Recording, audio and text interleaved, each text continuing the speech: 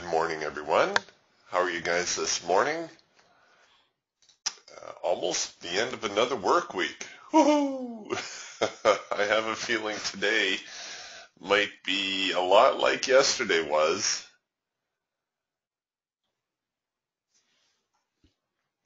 Very quiet day yesterday.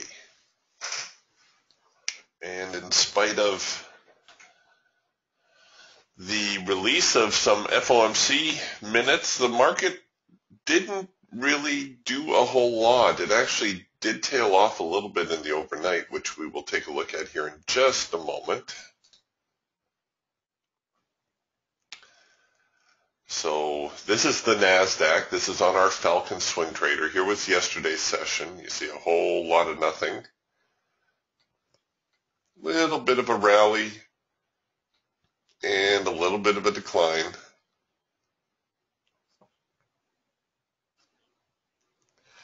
Looks like a lot of occurred around 4 in the morning, my time, so that would be 7 Eastern. But at the moment, the NQ perfectly content to be going sideways. You'll see that here on our support and resistance lines.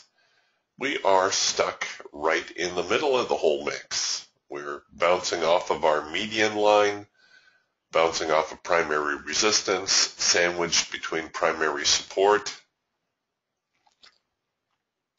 So I might have to give that a little bit of time here on our Hawk micro scalper. We did get a first micro macro cross way back here. The London Open gave us a sell.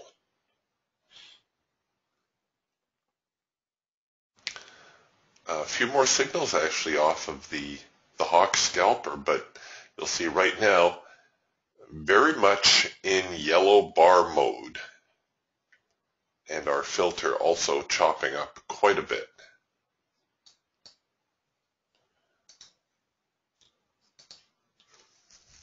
Here's the Eagle Trend Trader.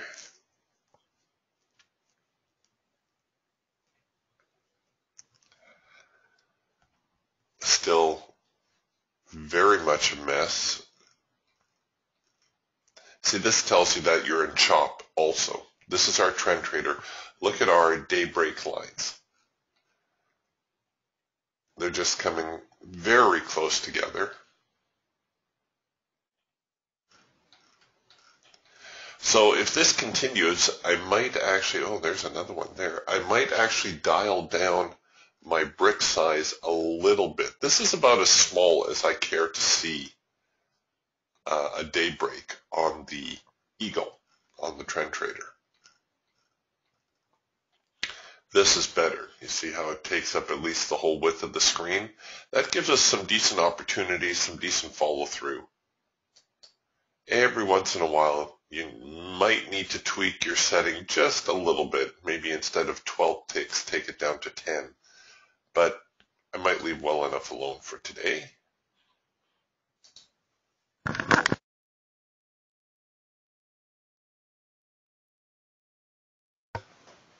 Here's the Raptor now.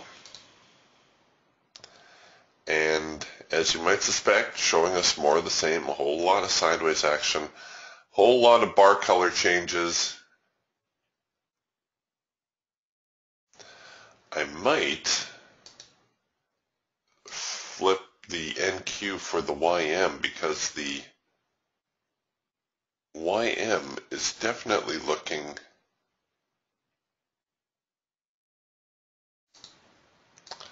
like it's going to do a little bit something more. So here's the YM. Like the NQ, we had the trend change. During the night, we had the macro pullback. Here's our first signal out of the gate, and there's actually some follow through on that. Look at that.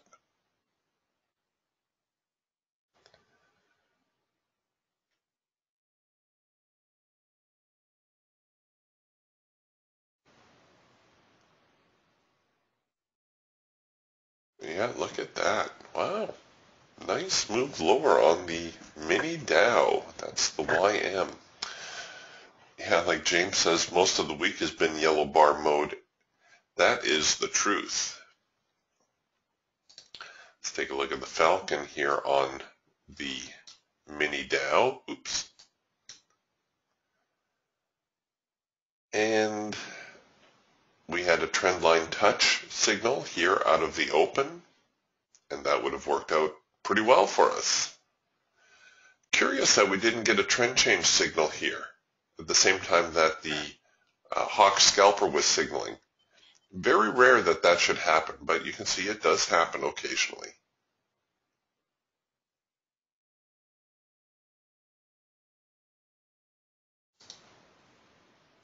Put that away.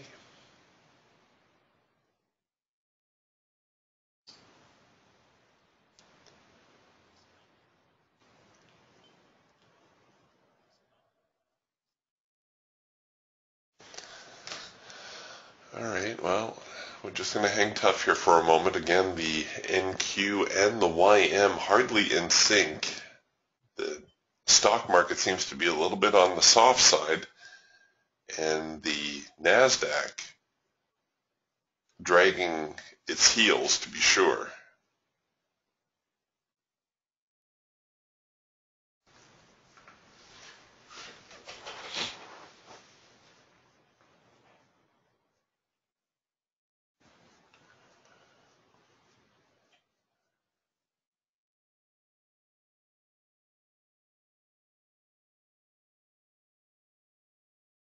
If we can get these markets to move in sync, we might actually see something.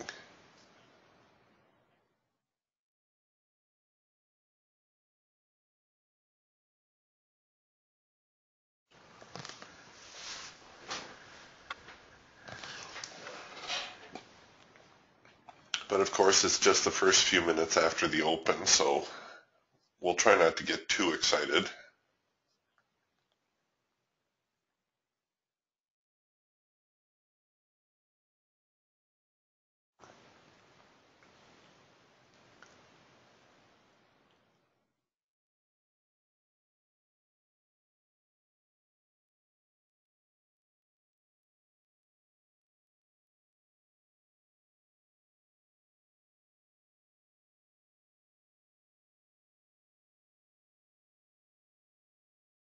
It's good to be aware as a trader, though, that there are periods like this where the market is just shaking things out. You know, they're going to kick around for a little bit and try to get a handle on what's going on.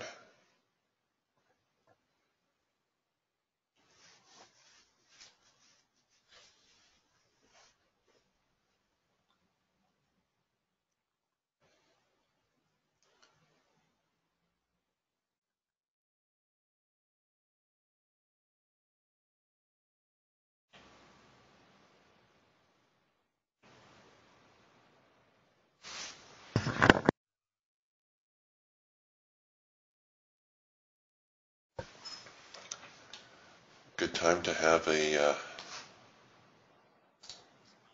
well, a book is kind of hard to read sometimes when the market's going like this because you hear your audio warning and you keep going back to it.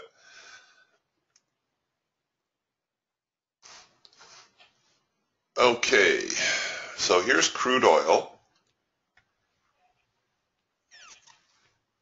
This is our hawk scalper. And crude oil giving back some of the gains that it made the other day. A great progression through the overnight, and now all of a sudden we're introducing some yellow bars again, and maybe, just maybe, going to see a little bit of a poke higher. We did have the first micro-macro cross here. Now, depending on where your stop is, the signal may or may not have failed yet. It's not looking very good, though. Although this does qualify as a test of the extreme to the downside. So we'll see whether it comes back here, generates another buy signal. That might be worth a go, especially as it gets a little bit closer to these highs. And that's what we're seeing here on the Falcon. So working on a possible trend change signal here for crude oil in the Falcon. You can see we had several late filter entry signals in crude. Crude seems to be very cooperative when it comes to these late filter entry signals. We had one here. Now remember that happens when the filter goes out of sync, but the trend line does not. All right, so here we have a signal on crude. Now the best place to buy is up here. However, that's going to be a little bit too much. Oh, I still can't risk it there either. Let's see if I can get a second push on this entry. There, here come the sellers now. Still no, what's with that? Let's see if I can do 1.5%. Crude oil, of course, that's the downside to trading this market, is it ain't cheap.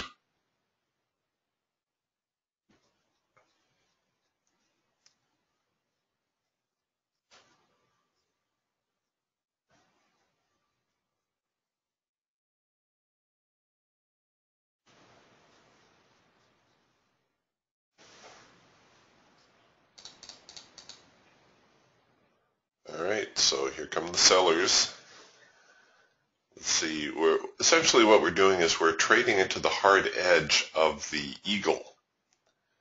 The eagle band is just above us at around 50-50. So we'll see whether or not we can't take this market into the hard edge. The problem, of course, with delaying your entry sometimes is, whereas my profit target might have been here, now I'm going to make the market work a little bit harder to try to reach my profit objective.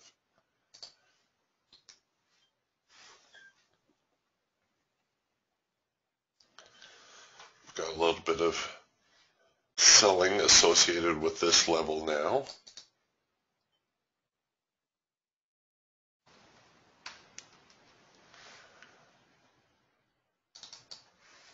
Trying to be patient.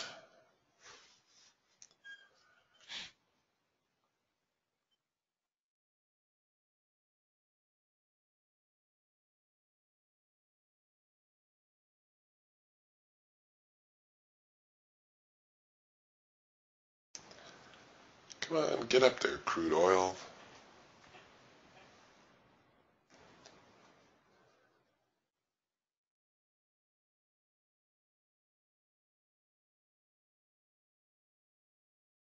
If we see it break this 50-40 area and get up here to around 50-50, it is possible that we could see a change in trend.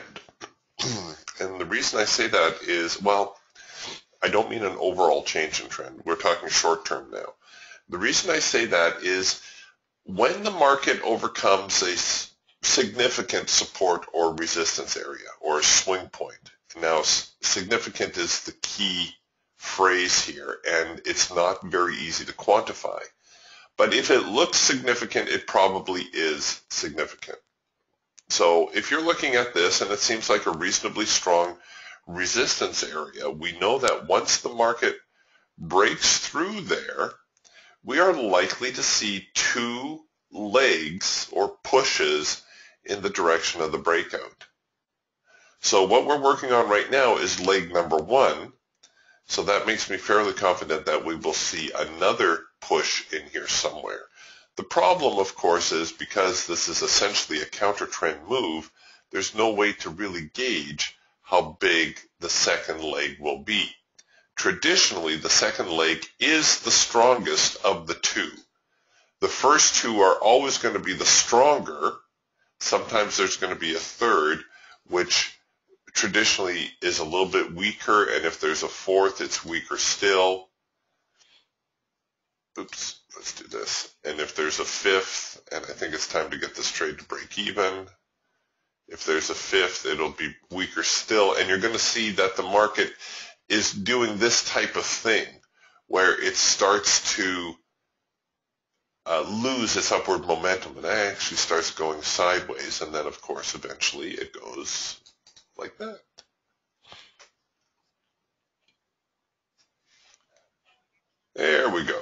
Hooray for us.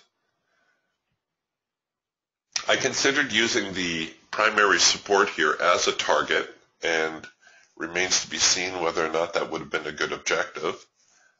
But, you know, the way the markets have been the last couple of days, there's probably no point in being too greedy.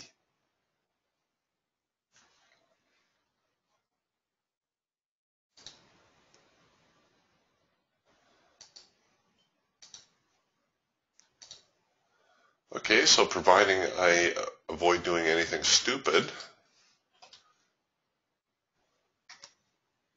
we at least, oh, we took a little slip there. I thought we had $200 out of that trade.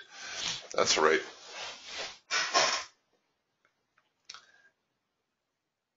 All right, let's put crude oil away.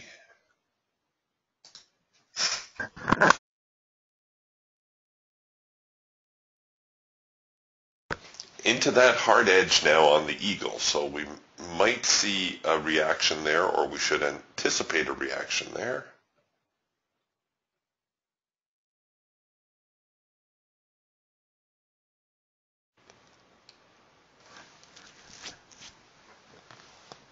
I have to say I'm a little surprised at the NQ. We did have a first micro-macro cross here. And it was kind of at the top end of our trading range. Did hit our high probability target.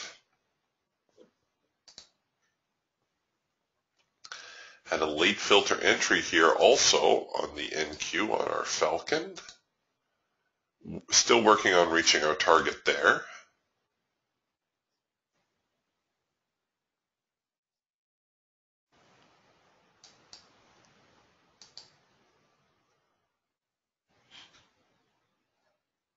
And even the eagle with our red bar buy. We're not close to our profit target there yet, though. No, we got a ways to go.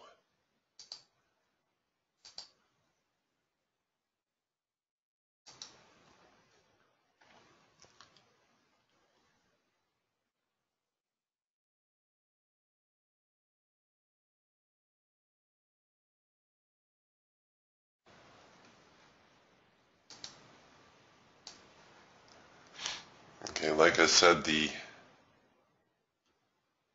YM, the Dow, and the NASDAQ at odds with each other.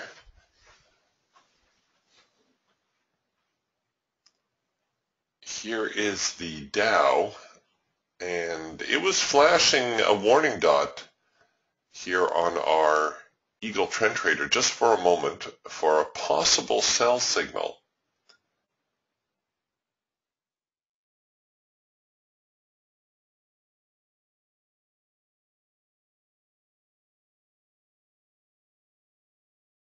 But that seems to be losing some of its initial momentum. So we'll just put that away for now.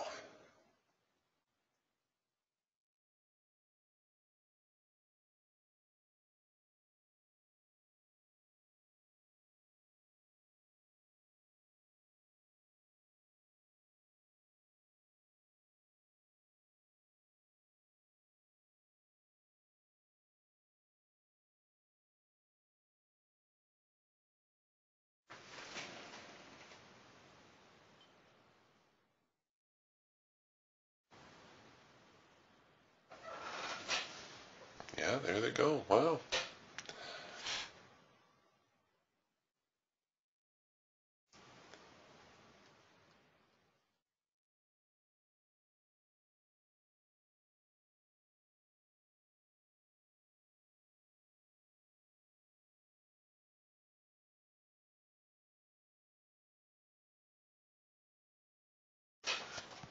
Okay, coming back again with that trend signal here on the YM. There's our warning dot.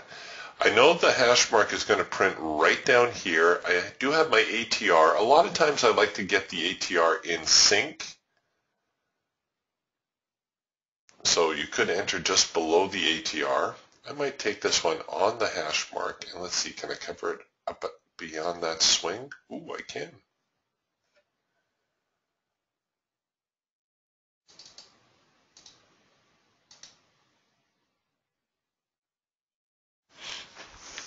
Yeah, that's just a mini swing through there.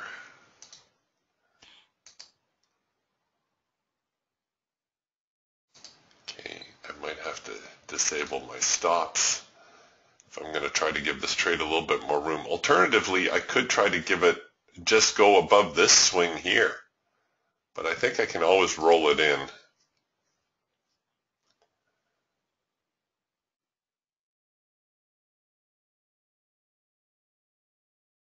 So this is definitely a more aggressive trade, folks.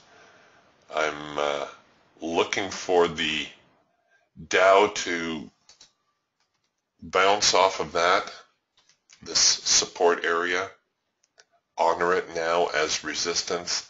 I'm assuming that this little hiccup here was our test of the extreme. I know it doesn't really look like it, does it? But we've come down a long ways. Of course, there's nothing to say the market cannot, go back up here, give me a great big test of the extreme and then a failure. Of course, in hindsight, sometimes we might say that maybe this peak here was the test of the extreme. Normally, the test of the extreme falls short of the extreme high, but every once in a while it will equal it or maybe even just poke above and then give us the failure.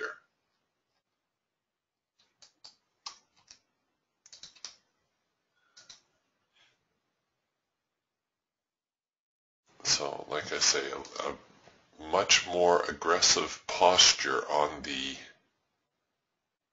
mini Dow.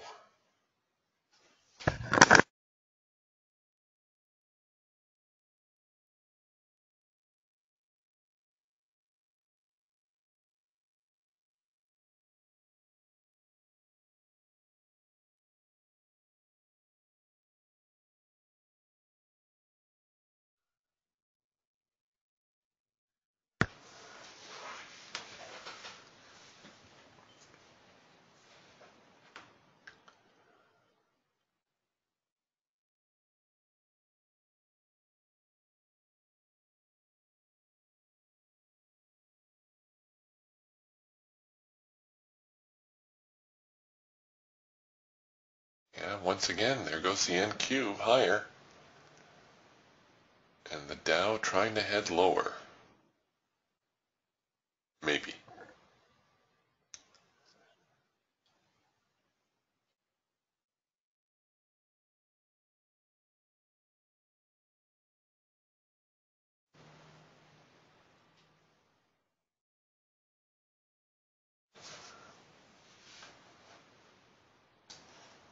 Okay, so here's the Dow now.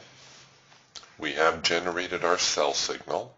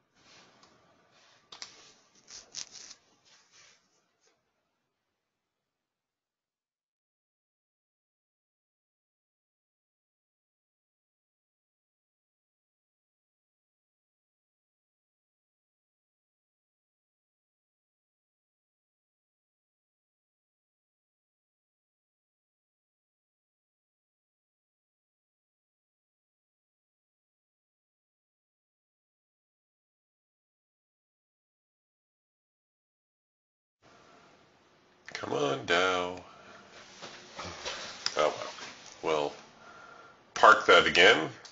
We'll see whether or not they're really interested in tailing off or not. The YN or the NQ slowing down a bit now that we're getting back near these highs.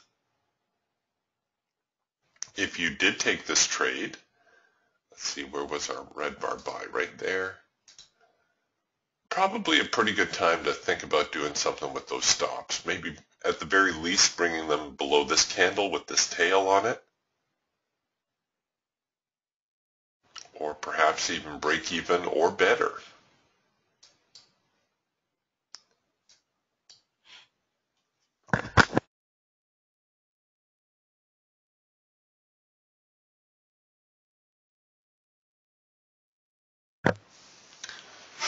I have to admit though, I did not expect the Y or the NQ to put in a rally like that.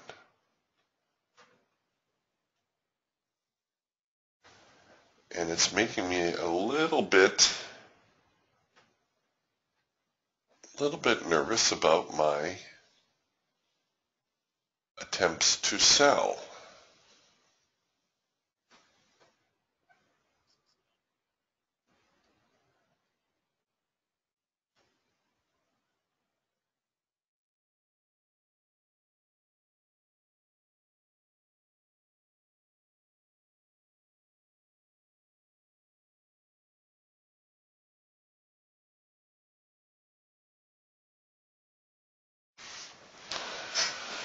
All right, I'm going to cancel the Eagle trade on the mini Dow. Things are just too conflicting for me at the moment. Here is the Falcon. You can see the Falcon on the Dow is perhaps working on a trend change signal. That's giving me a little bit of pause also.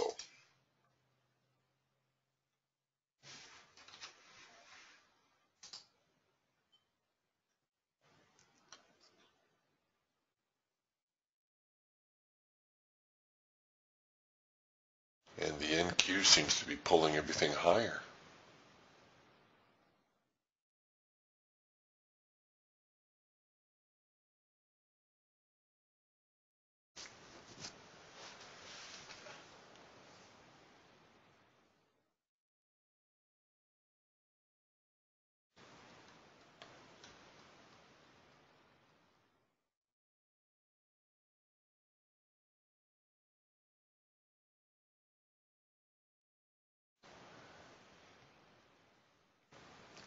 Well, we're almost out of opening range.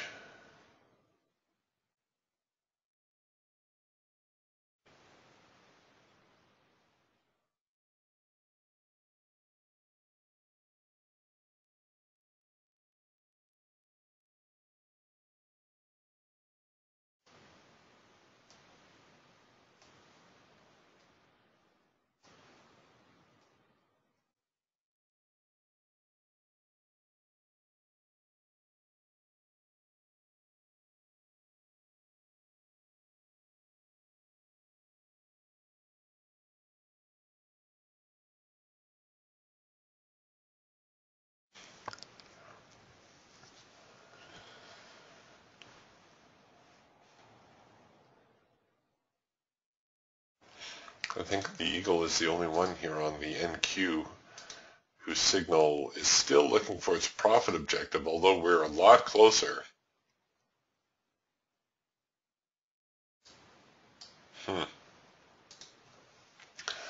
So in spite of looking very shifty,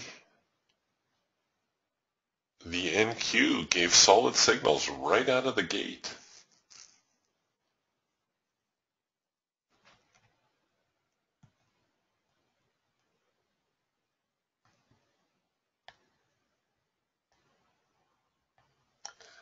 I'll have to get into my time machine later and go back and take advantage of that.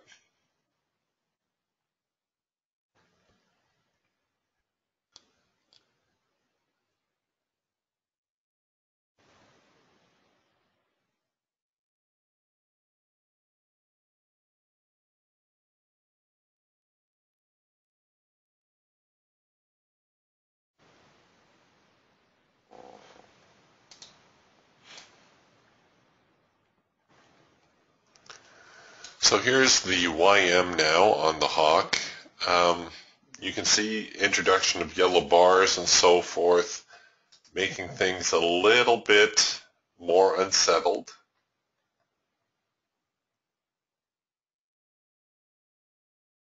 Ideally, I would like to, if this market is changing trend, this would be a great place for this market to turn.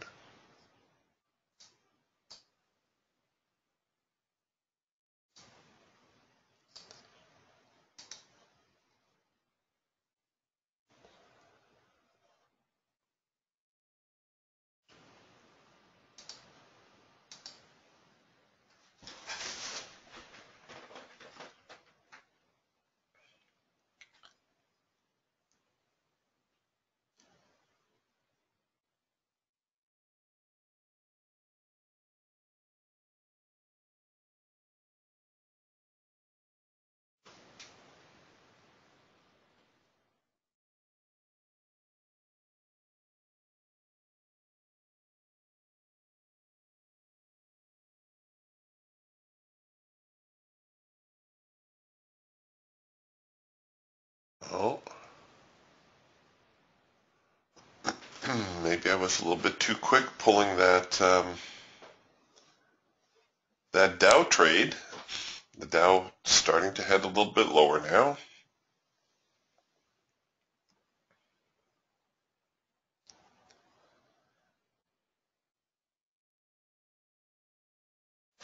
We did get a 4-arrow consolidation.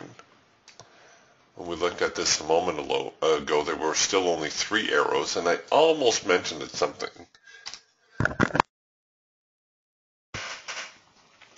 But I'll tell you the reason I did not point out the 4-arrow consolidation, and let's see, it probably hit the profit objective. Yeah, it did too. Is technically it is a 4-arrow consolidation, and as you know, the 4-arrow consolidation signal is the only signal that I will take off of a yellow bar in the hawk. However, normally we don't like to, in a downtrend, we don't like to see the 4-arrow consolidation give us this sort of shape. See, here's a 4-arrow consolidation that was at least sideways, which is okay. But ideally, we like to see this type of shape to our 4-arrow consolidation, if at all possible. This and this tend to be more reliable than this.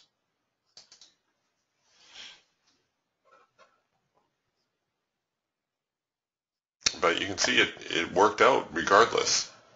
So just not as enticing a signal.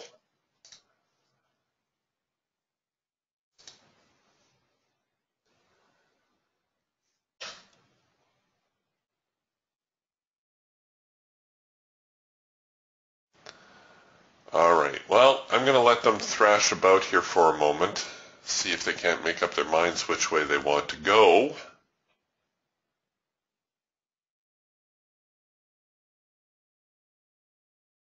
I'm not sure I would be buying into the NQ just yet for those of you who are Raptor owners. Unfortunately, the first signal coming out of the band, the first in-sync signal is always the strongest. So trying to capitalize on these second and third signals here, it can be done, but you may have to run your stop a whole lot deeper in anticipation of a probable pullback based on the reaction to these highs. All right, I am going to grab a cup of coffee. I will be right back.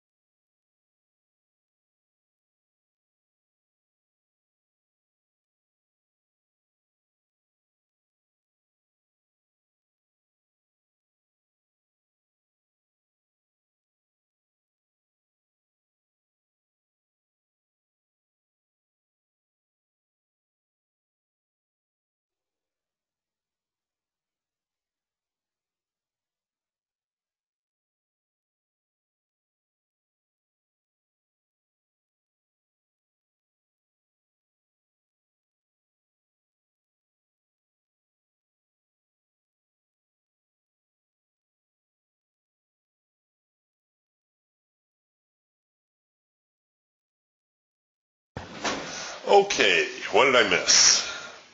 Oh, looks like the NQ did give us a nice little macro pullback here. The NQ, the powerhouse today.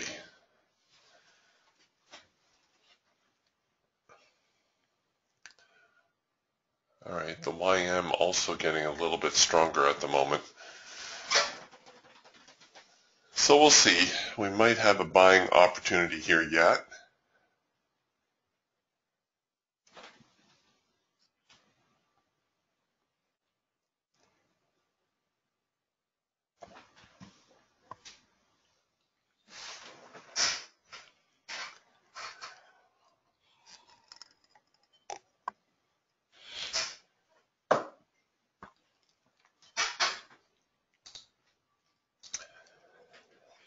And a late filter entry here on the Hawk, or pardon me, Hawk, the Falcon. Let's see whether or not that gets to our profit objective.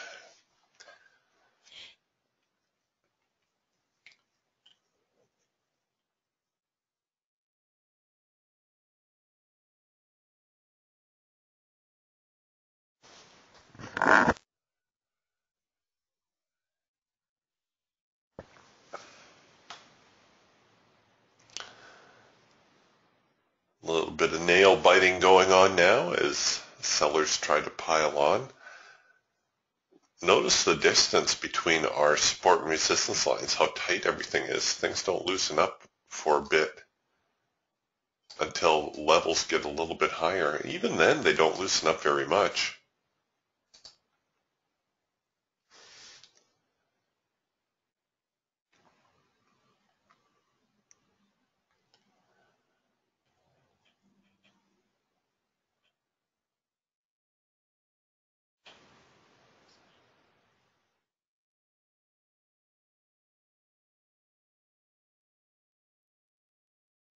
Good to know. James says the 10 a.m. highs and lows have been very tight the last few days.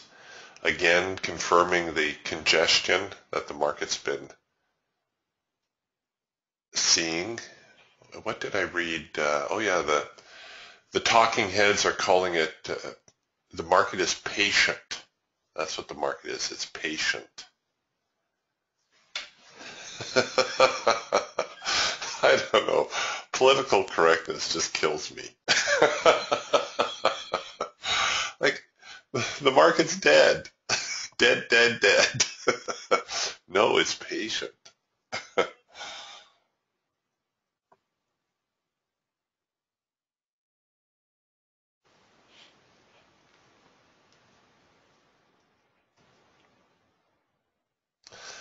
All right, well, let's put that back on the shelf for the moment. And what I'm doing is I'm waiting for the YM to perhaps ride on the NASDAQ's coattails. So I've got one eye on the mini Dow, looking for a possible buying opportunity.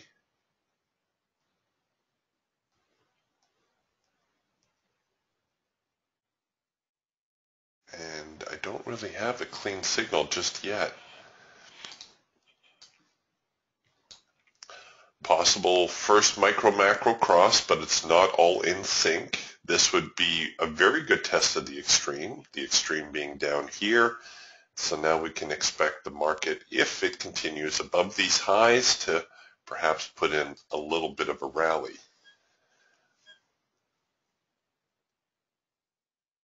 But the Dow quite content to go sideways.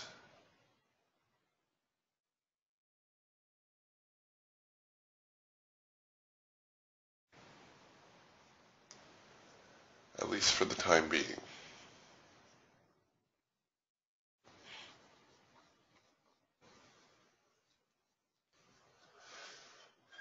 Oh, and I've got to check. Did the Eagle hit its profit target? That is awfully close. Oh, it did. Look at that. Right on the number. And now it's starting to fail, which is what we tend to see a lot of once the market reaches a high probability profit target.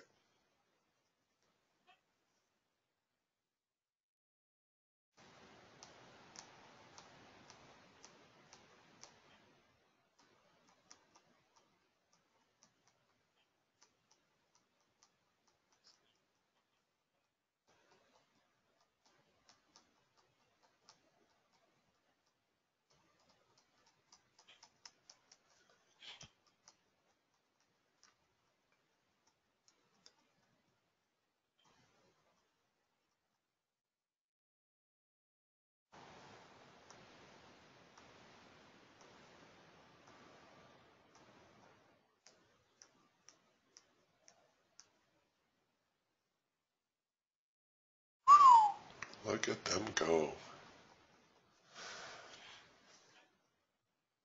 I guess this was a bad time to go get a drink. That late filter entry signal here in the NQ. I'll have to admit, I would have been a touch on the nervous side taking it. I probably would have taken it on the hash mark because you can see we've got to give up almost well, it looks like about a third, at the very least, a quarter of our profit target just to get entry. So when that's the situation, you're better off just biting the bullet, taking your entry early,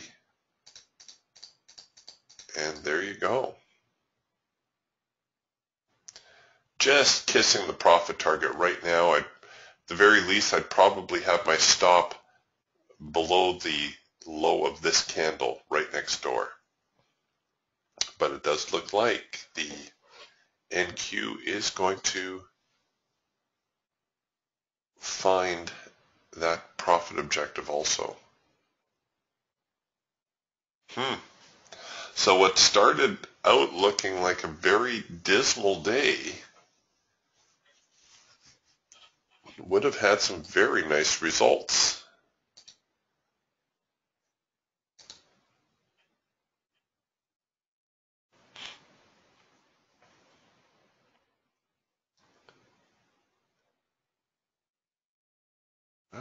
Interesting. James says the Russell and the NQ both running in sync. Let me get the mid cap up here.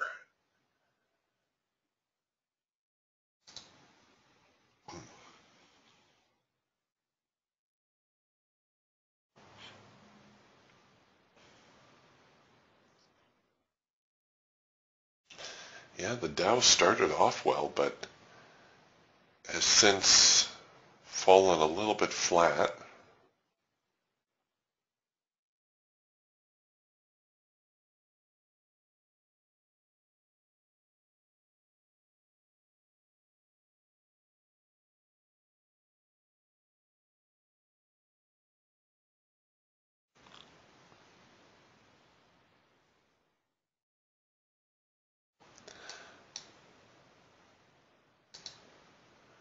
Okay, this is the mid cap, which is the mid cap 400, the S&P 400, which approximates or pretty much runs lockstep with the Russell. So if you don't have the Russell on your data feed and you don't want to spring for yet another exchange fee, this is a good compromise. Although it doesn't look quite as strong as what we've been seeing in the NQ, does it?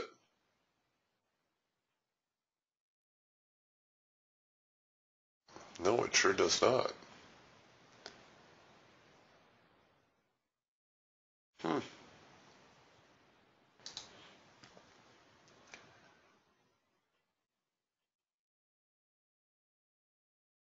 Which is odd. Normally the mid cap and the Russell are mirror images of each other.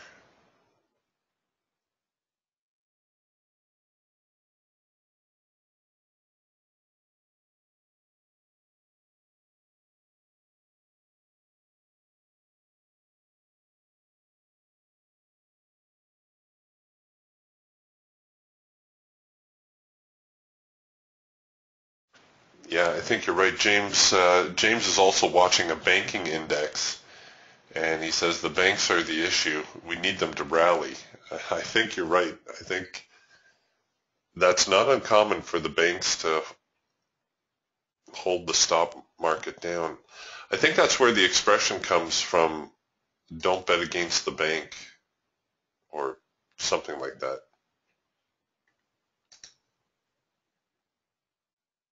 Because whichever way the banks go, that tends to be the way that the stock market goes.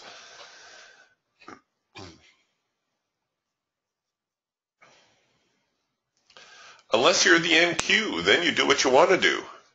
Oh, I guess I'd better start paying attention. We had yet another late filter entry signal here in the NQ, right here. And it looks like that one also found its profit objective. It did too. Oh, Eric, you're dropping the ball here this morning. And we had a macro pullback signal here on the NQ. This would have been a very nice macro pullback to take. And I'll show you why. Okay, we identified this sideways mess right through here. And very similar to how we were looking at earlier, when the market makes a breakout out of these regions, we can normally expect two pushes in the direction of the breakout. So the first micro-macro cross, which originated right here, was our first push. It got us out. Now the market has come down, and it's essentially retesting this whole zone. And it's giving us a macro pullback signal. But more importantly, at the very least, we can expect a second push and a test of the extreme. And you see this, the way this is set up, there's no little hiccups here along the way down that might suggest that the test of the extreme has already happened. In actual fact, we've made a straight line back, and that gives us a lot more confidence in a test of the extreme. And we are still looking for that second move higher. So this would have been a very good one to try to capitalize on.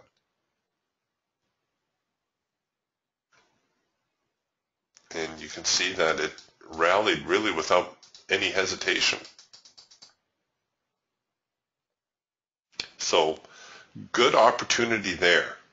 These are the kinds of things that you want to keep your eye out for. I'm sorry that I missed that.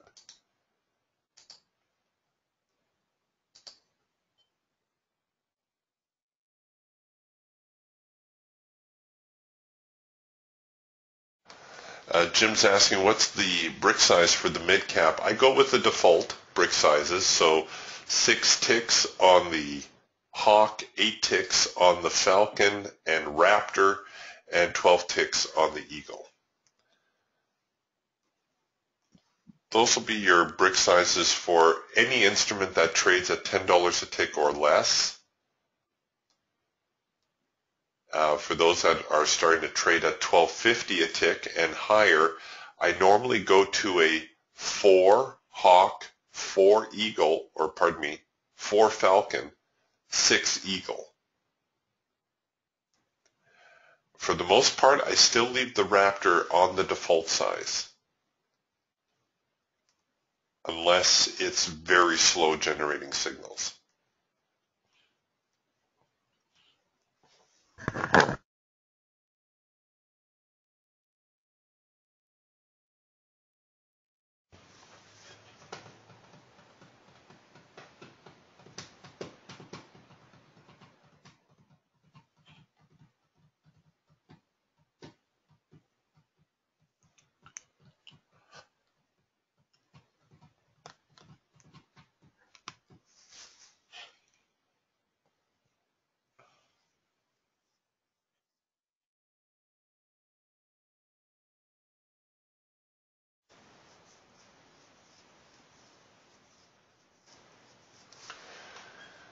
Well, the NQ had its fun.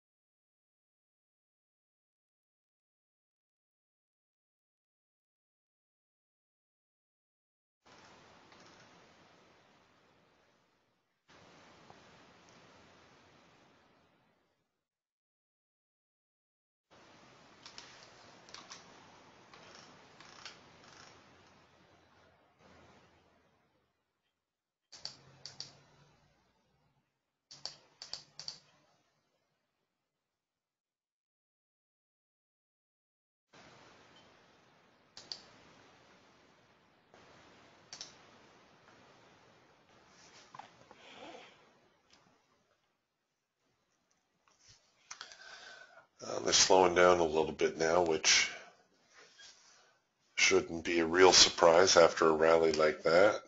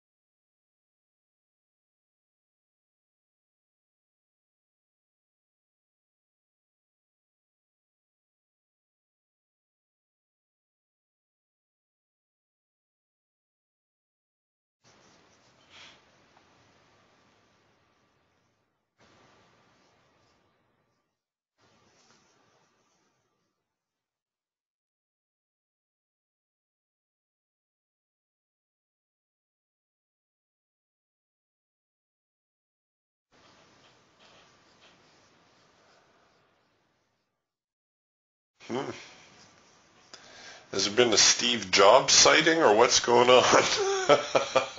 Why the NQ I thought for sure would give it up. They gotta be close to running on vapors by now.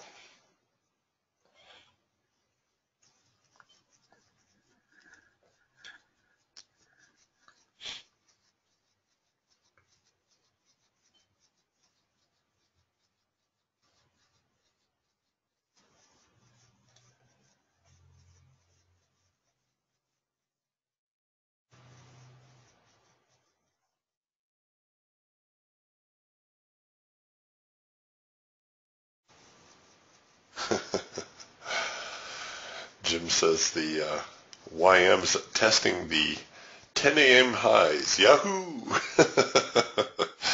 All right, let's see. Let's see what comes of it.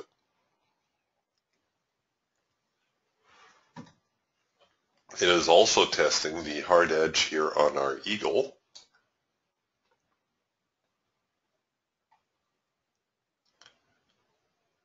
So in spite of an early sell-off,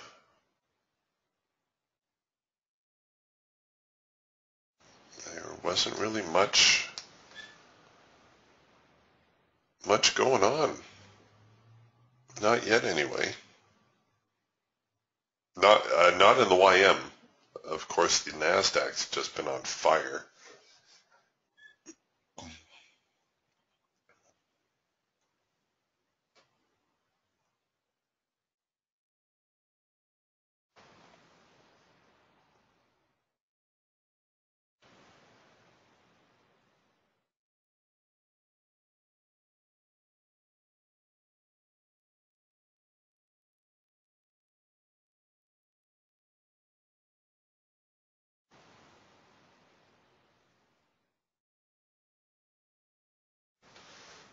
Good question here from Dustin. Let's take a look. He's asking about the Raptor. Dustin asks, when looking at the Raptor signals, do you only take the soft and hard edge bounces right as they touch? Does it matter if they drift into the band or past the hard edge? There's always exceptions. But we know that the hard edge of the band should give us some sort of reaction. So the last few days, you can see here, we've hardly really generated any decent Raptor signals. I'm going to have to scroll back here a little bit further, or maybe change markets.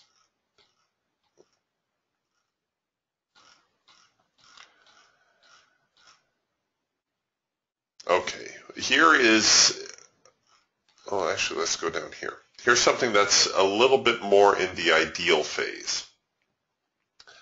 The market comes into the hard edge, and now I'm beginning to become more alert to the possibility of a signal. What I'm looking for now, because my band is bullish, I'm looking for the first in-sync signal to come out of this reaction. I'm looking for a reaction to this hard edge. Essentially, what I'm looking for is, will the buyers support their early effort? right? The buyers made a push here, sellers knocked them down. Are the buyers going to walk away from the market, or are they going to give it another real go? Well, there's an intermediate push here, right? And something like the hawk might pick up this leg of the move, but the raptor is not signaling until right here to say that, yeah, it's okay. The buyers really do have control of this market. This part of the move right here is not just a flash in the pan.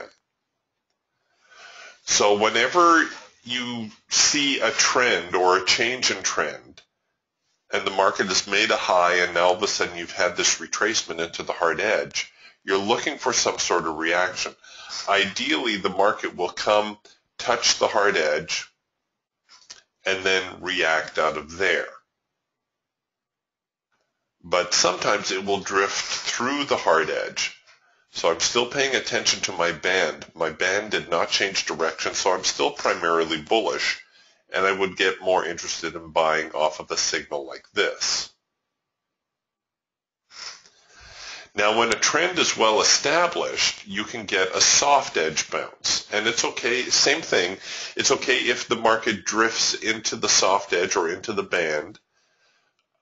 What you're looking for, once again, is that the market is going to confirm that the buyers, in this case the buyers, still have control of the market. Now, if the reaction comes off of the soft edge, that's textbook. It's going to be stronger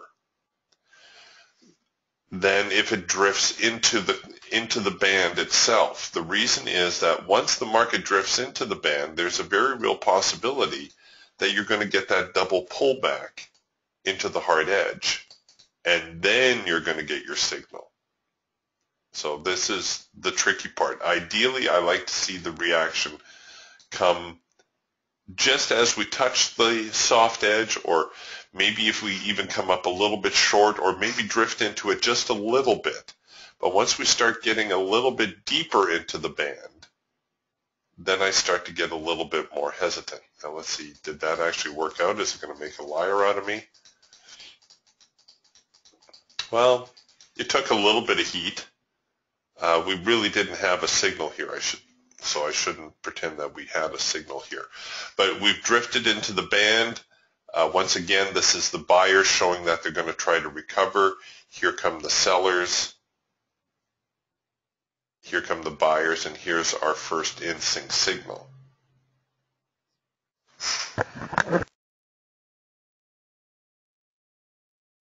So ideally, like I said, what we want is we want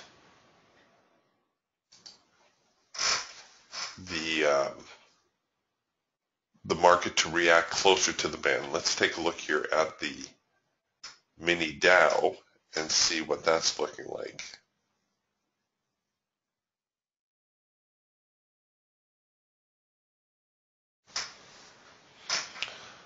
Okay, so you see here's the problem once you start drifting into the hard edge or into the soft edge, there is that chance that we're going to, come on, there we go. Here's our signal. There is that chance that we're going to experience a double pullback, right? Versus, well, this is also a trend change signal, but just as a for instance, we'll pretend this is further along and not the first signal after the trend change.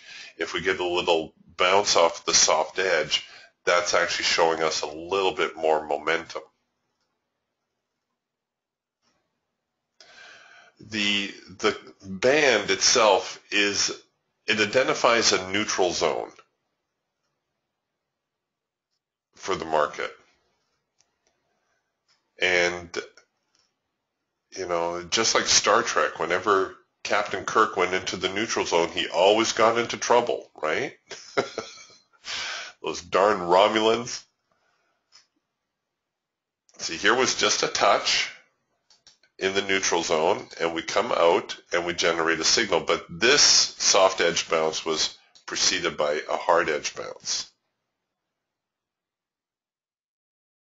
Here's a soft edge bounce. That's about as much as I like to see into the soft edge. In fact, if we get a tail on it, or a wick in this case, I should say, if we get a wick coming out of the soft edge, fantastic. If we start building into the soft edge, not so much. Right? I'd like to see ideally a wick or a tail coming out of that soft edge encounter. And you can see it doesn't always work. Well, I suppose this would have been our first in-sync signal, and did we get high enough to find our profit objective? So there's our first signal. With the Raptor, you have to be alert. You want to get that first signal. Oh, well, this is in the wee hours anyway, so the market's not exactly liquid at this point. Let's see. So we got, say, 179.80. There's 10. Nope, we didn't reach our 20 tick target.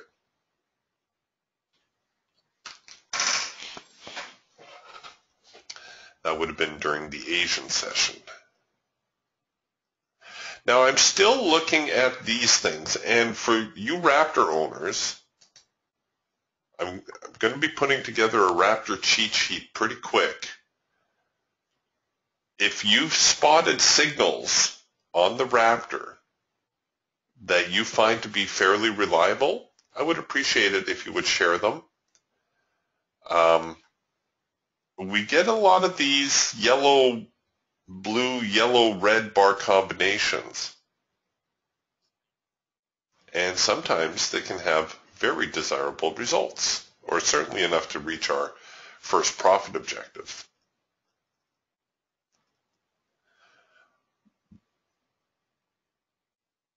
But generally speaking, with the Raptor, a signal into the hard edge, especially a double pullback signal into the hard edge, tends to be fairly reliable. I'm just scrolling through the chart here trying to find a nice example, and really the markets the last week or so have not been giving us very clean signals.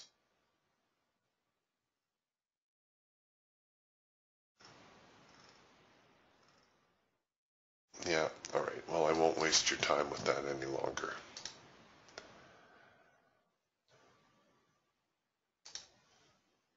But to answer your question, Dustin, yeah, the best signals are going to be the ones that go into the hard edge and come out of the hard edge. Those are the ones we like to look for.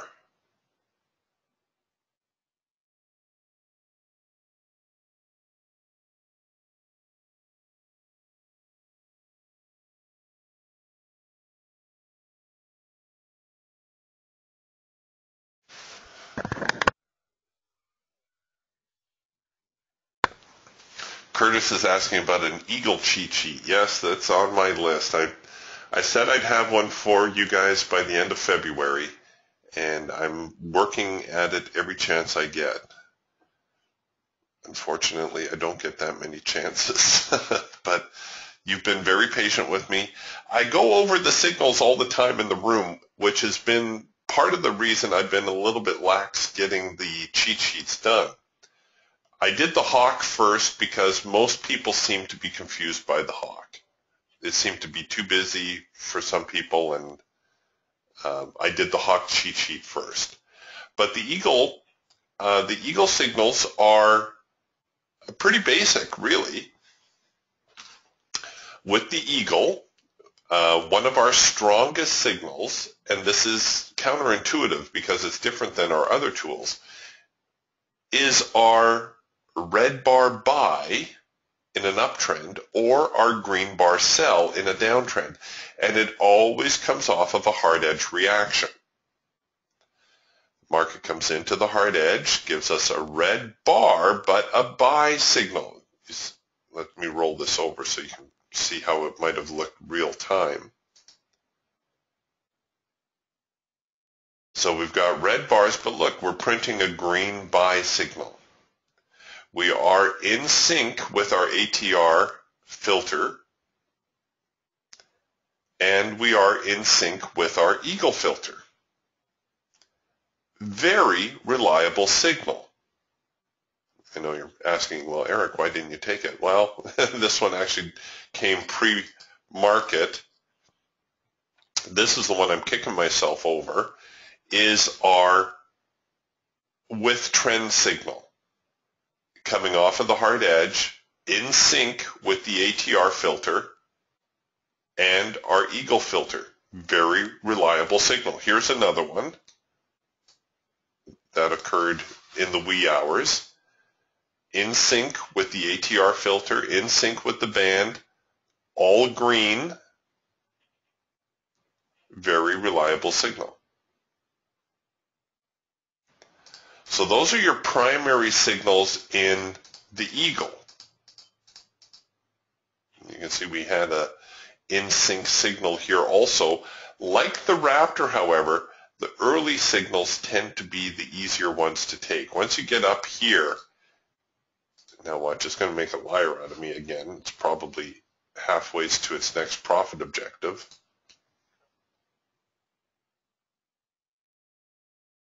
Wow, that floors me. That really does.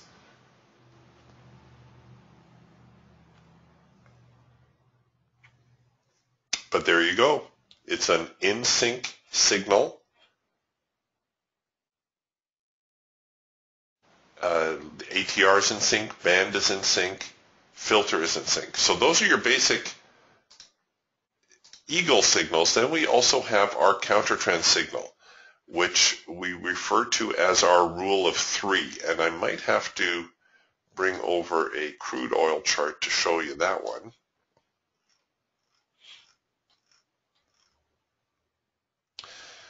Now the rule of three occurs when you start generating signals against the band.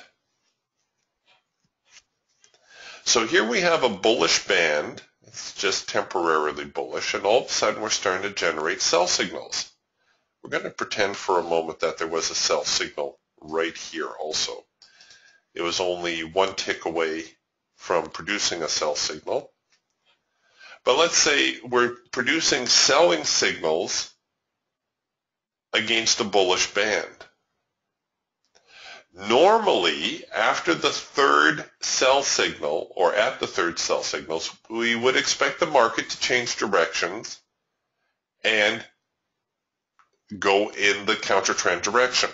So even though we have a bullish band, we're starting to generate selling signals. The tip-off with the rule of three, and an absolute must, is a test of the extreme and a failure. You cannot have a rule of three without a test of the extreme. Now the rule of three is only a general term because it tends to happen 3 times. In this case here, you can see it was actually a rule of 2. We only had 2 counter-trend signals, but we did have the test of the extreme. So just because we were short one sell signal doesn't mean that I would not consider shorting below these lows and still use it as a rule of 3. Likewise, sometimes the market will delay a little longer. Sometimes this will become a rule of 4 or maybe even a rule of 5 before the market is ready to head lower. All right, so the rule of 3 is just a rough framework, but the key ingredient is that you need this test of the extreme before you can take that counter-trend signal.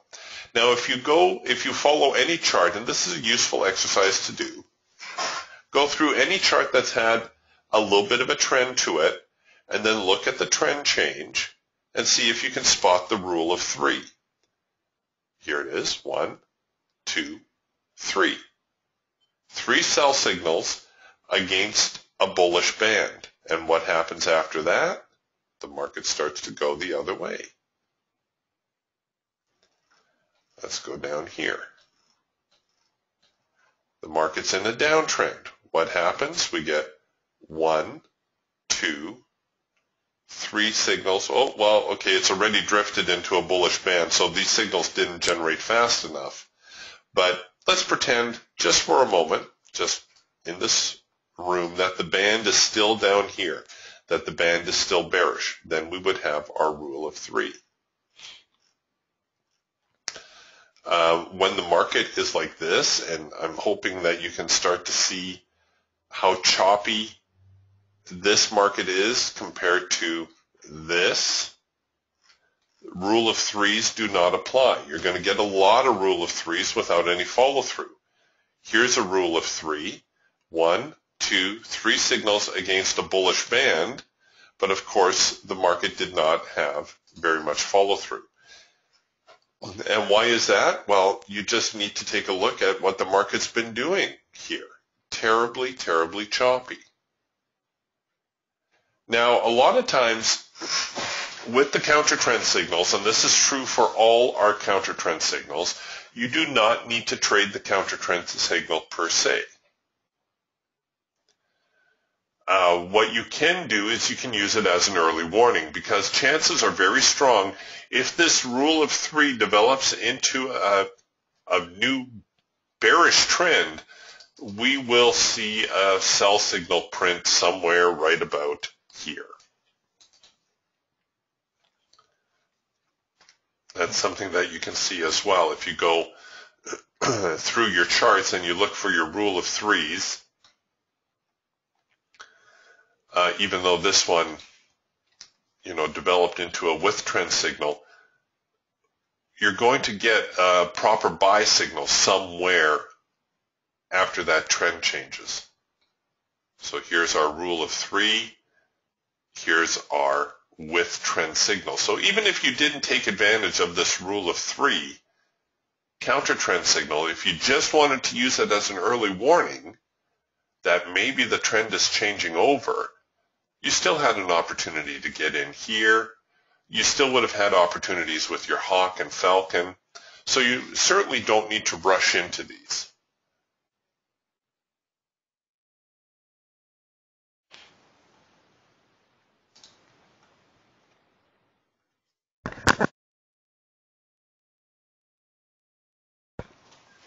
Al is asking if the Hawk cheat sheet is posted somewhere. I thought it was at the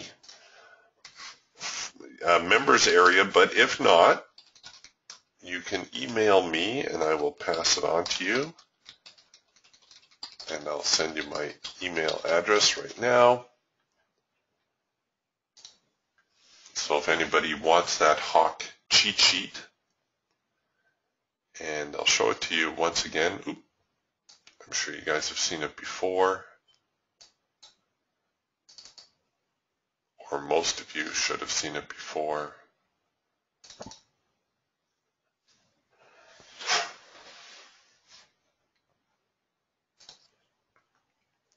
So it just helps identify the 5 basic Hawk signals that we look for.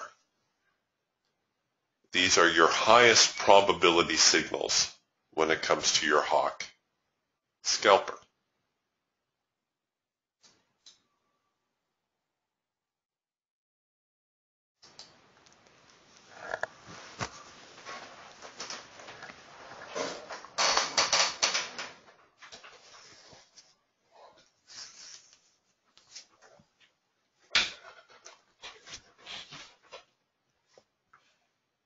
Okay, it looks like the YM ran away on me a little bit.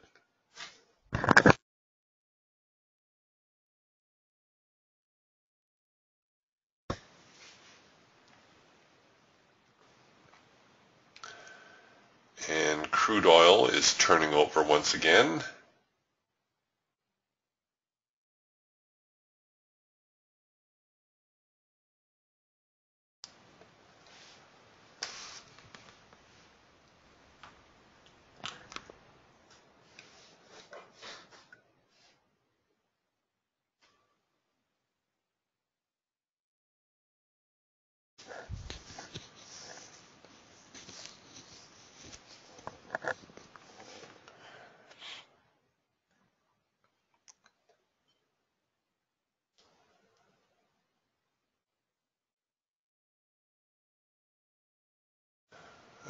looks like the buyers are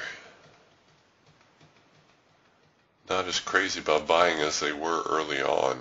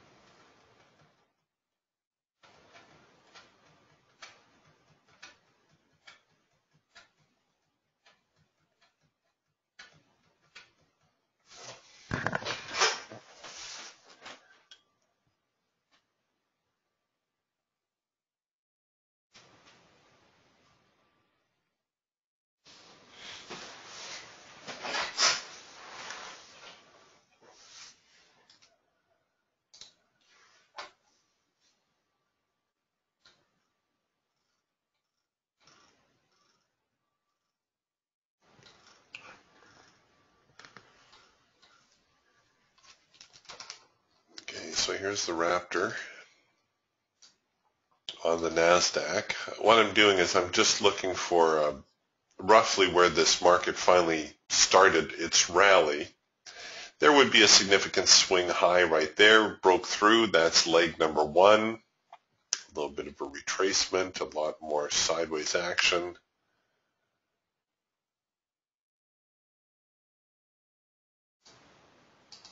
I'm wondering now if that's leg number two,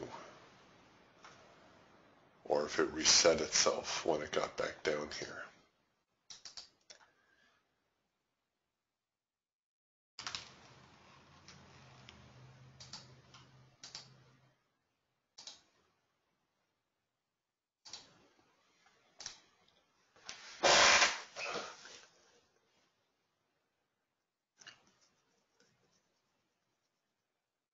Hate to be the last guy to the party,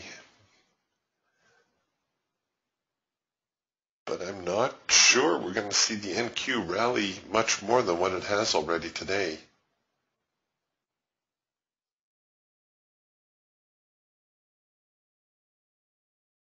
It's moved a good 30 points higher. That's substantial for the NQ.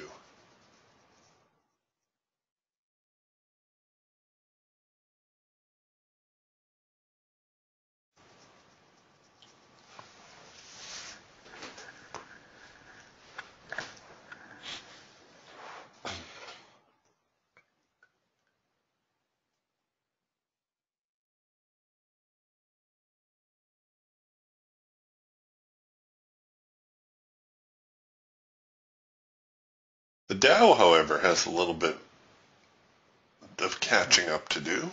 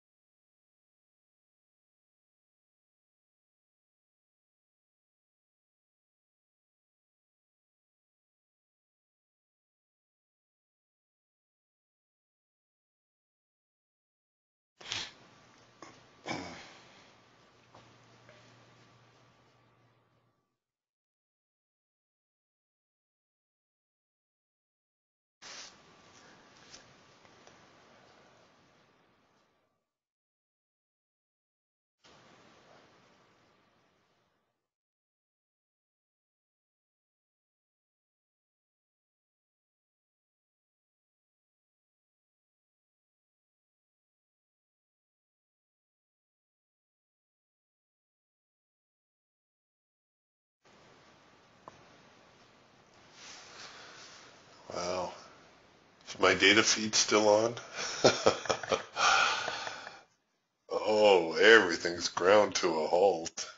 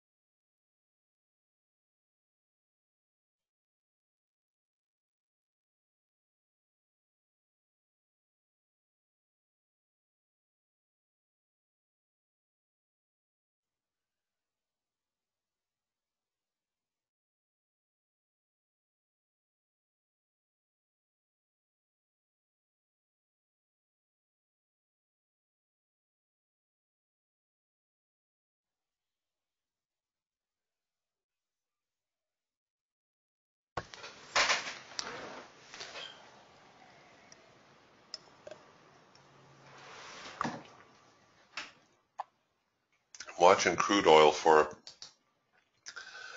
a possible signal building. Speaking of trend changes and such, here were two signals against the Eagle's hard edge. And now the market is flipped over. I suppose you could count that as the third. It was kind of a late signal. What's interesting, though, is that we have seen what would qualify as a test of the extreme. So now I'm starting to wonder whether or not the Eagle is trying to turn over and head higher.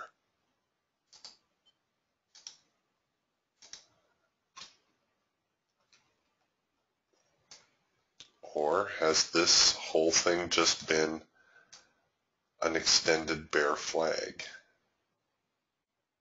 So we were flashing a little bit of a buy signal there just a moment ago.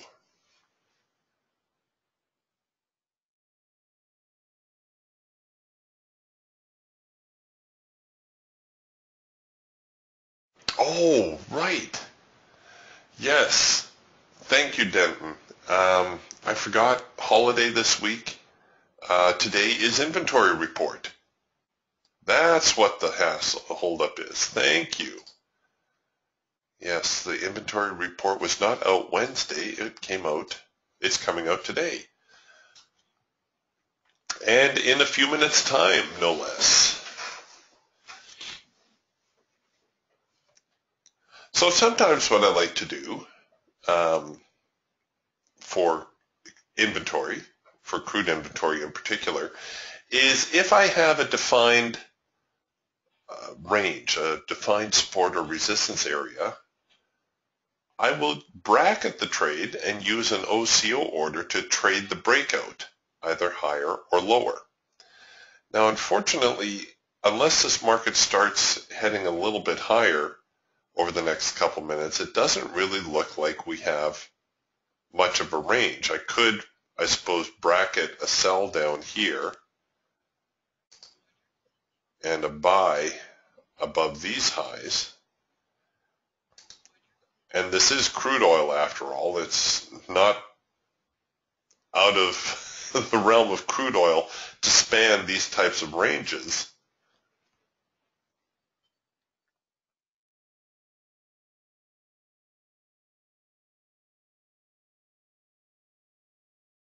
But normally I like to see a little bit more sideways congestion, something like this, where you can say, yeah, okay, here's the range. I'll sell below here. I'll buy above here.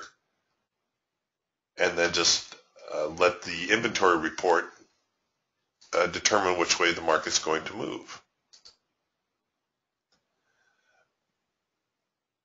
I have a friend who trades crude oil, and he likes to actually let the report come out, and then he'll trade, I think it's 3 minutes after the report, is he'll bracket whatever the report's range has made, and then he'll trade it.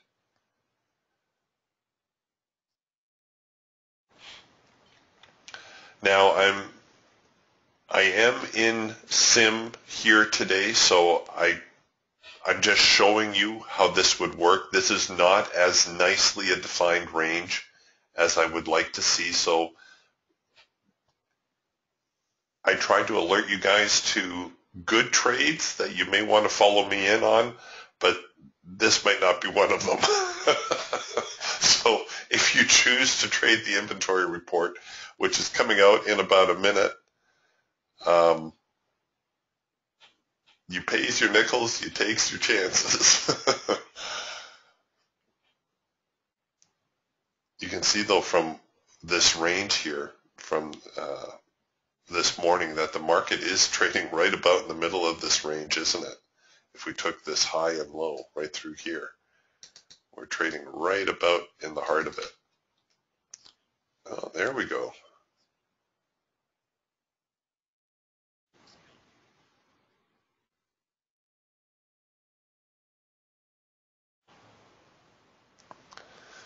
Okay, now we'll see whether my friend's suggestion of waiting 3 minutes after the report release is a better idea.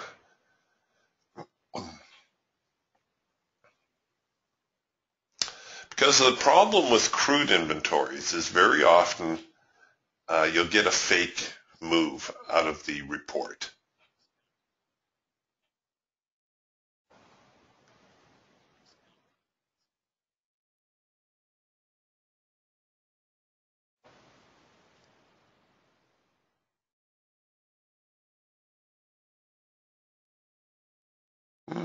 Looks like we might have caught a lucky break. Another bar and we can get this trade to break even.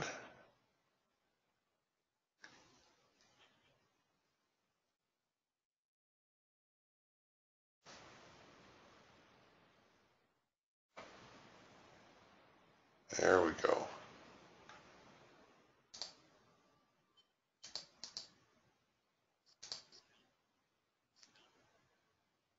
And I might go to parabolics. We're at our median line now. We came up off of the primary support. We're trading at the median line, so that's a fairly decent move in my book. Yeah, that's a fairly decent move. So if I get stopped here, that's okay. It's almost 500 in the bank. Now let's see, we're only a minute into the report. I think my friend's 3-minute recommendation must have been wrong. I'd better double check with him on that.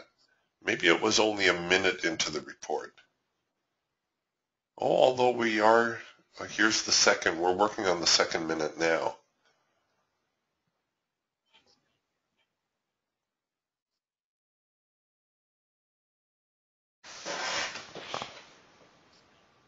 So this looks like it's going to be the 3-minute high.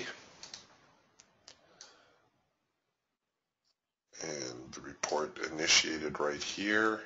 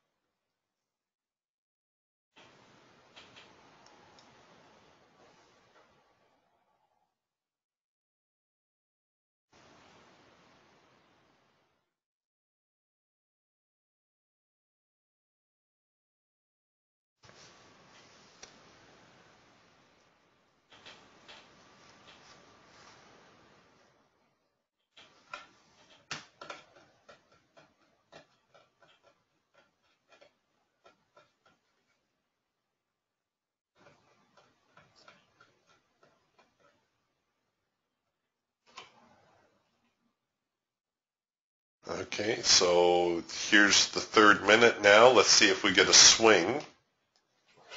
I'm just curious to see whether his way of doing things works better than mine. I don't think so. As you can tell, I'm very objective when it comes to these sorts of things.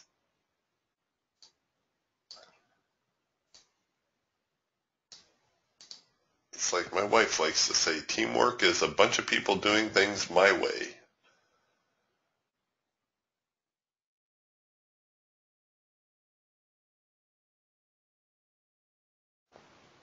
Look at that, almost recovered right back to our entry. Our entry was somewhere around here.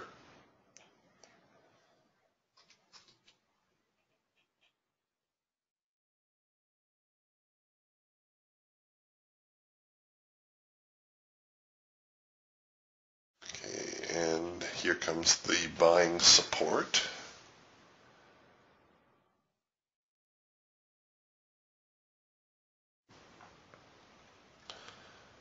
Obviously, a lot of people recognizing that crude oil is at historical lows, and probably a lot of people looking for any excuse to buy. I know my friends are. It's the topic of almost every conversation. Where's crude oil going? All right, so here would be the 3-minute range now, and let's see how this breakout works. If it actually, it is a trend change signal for us, by the way.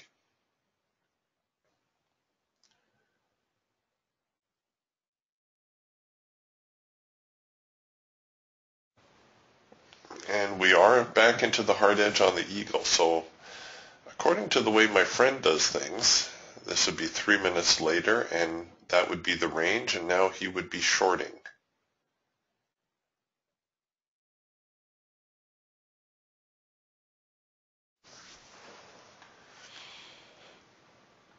And we did get the trend change signal. It did come late, of course, but the trend line changes color. And here we generate our triangle and hash mark. We had our warning dot in there too briefly. It got swallowed up by the triangle.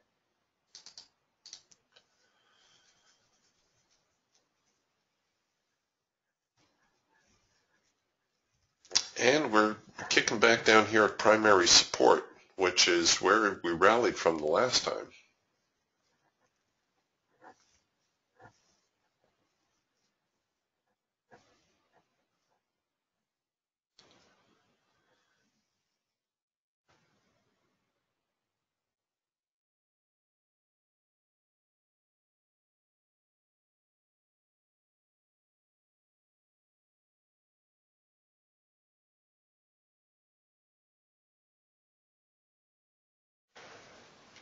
Okay, I'm just going to highlight this one because I might have to come back to it, but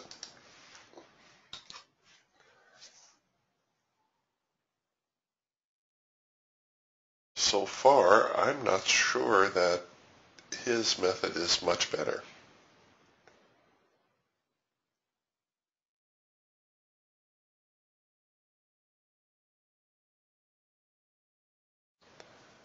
Mine is certainly more exciting.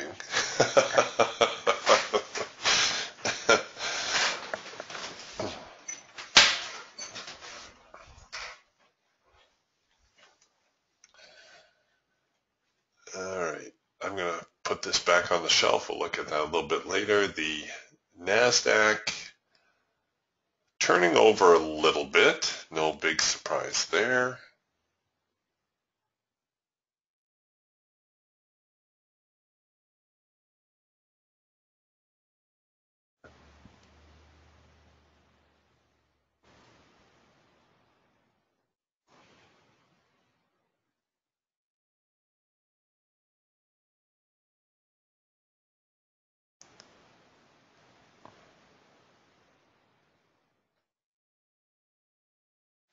And the Dow still dragging its heels.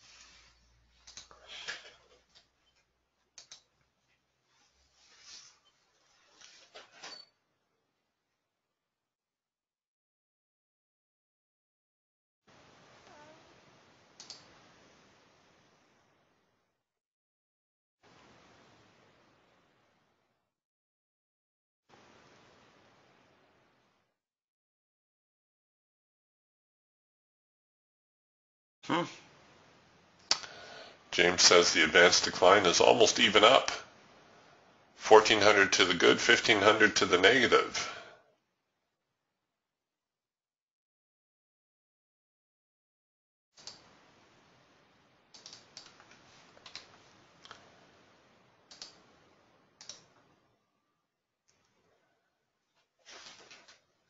That's pretty neutral. Well, I think we can all agree that on the day things have been fairly bullish.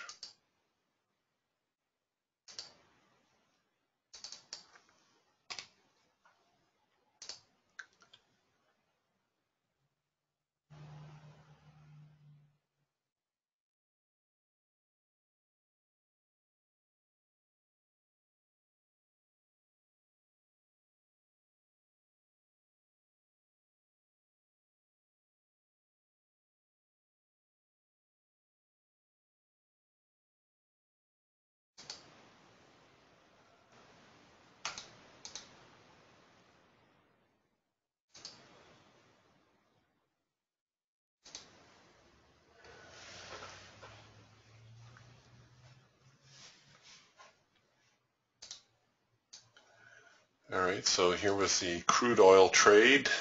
Here's that 3-minute range that we were looking at after the report. It looks as though the market did find our profit target on our trend change signal. So a nice little opportunity there. Down into the primary support. Now we're seeing a little bit of a reaction again. So right now I have to say I still like my strategy for trading the inventory report a little bit better.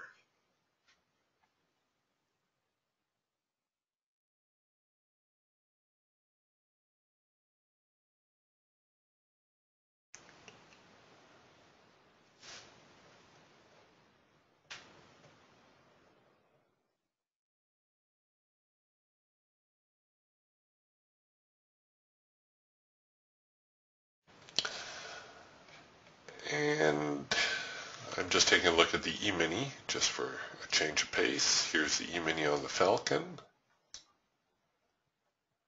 And because the E-mini trades at 12.50 a tick, I've gone with the shorter settings. That would be 4 ticks on the Hawk, 4 ticks on the Falcon, 6 ticks on the Eagle. Had a trend change / late filter entry signal here, which caught that last little bit of a rally, bounced off the secondary support, bounced off of primary support, traded back to the median. A lot of times when we see these bounces or breaks of the primary support or resistance, the market will move 2 zones. So we might see the E-mini trade up here to 2097 yet, which I think would be pretty close to yesterday's highs. Or certainly the overnight highs.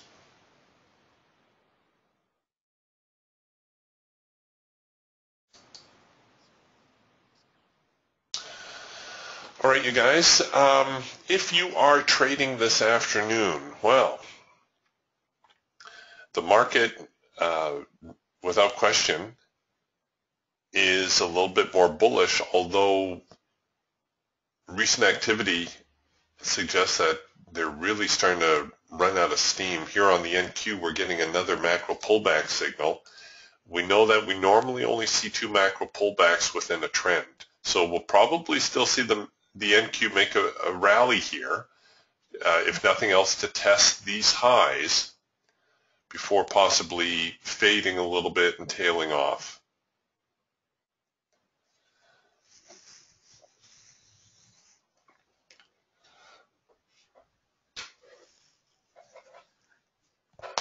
I came into today a little bit more bearish than bullish, so unfortunately for me, I was a little bit reluctant to buy. But, you know, if you were a buyer here, definitely that's the direction you want it to be looking.